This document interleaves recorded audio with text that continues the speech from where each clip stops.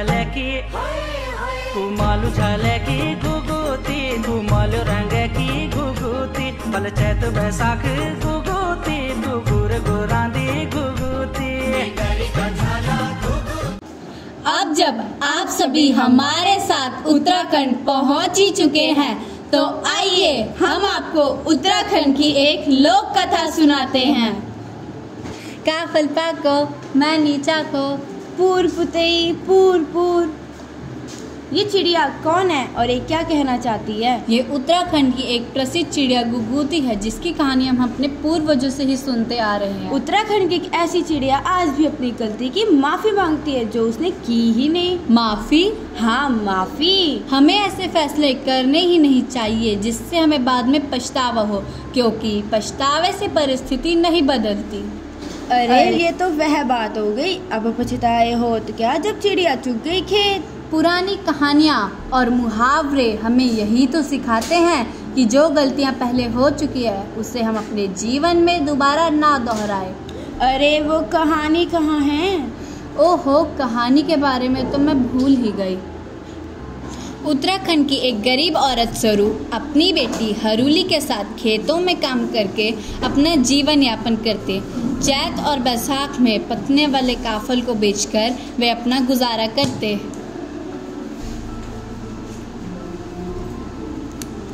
हरूली, ये काफल मैं बेचने के लिए लाई हूँ तो इन्हें तुम खाना मत, मैं आके तुम्हें कुछ काफल दे दूंगी।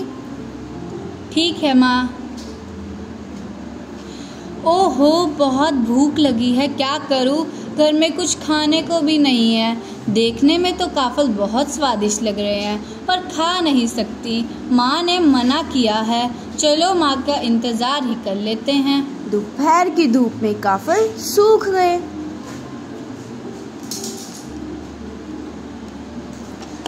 अरे इतने कम काफल? पक्का हरूली ने खाए होंगे, मैंने उसे मना किया था। कहाँ है हरूली?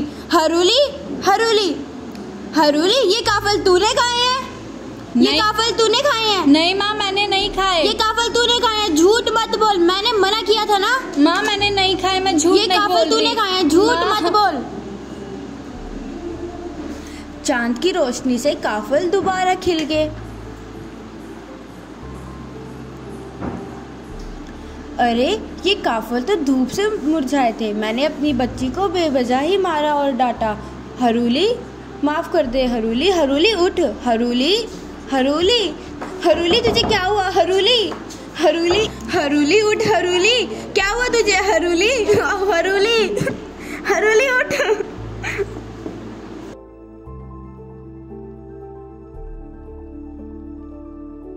काफल पाको मैं नीचा को, अर्थात काफल पक गए हैं माँ, मैंने नहीं चखे। पूर पुतई पूर पूर, अर्थात पूरे है प्यारी बेटी, पूरे है।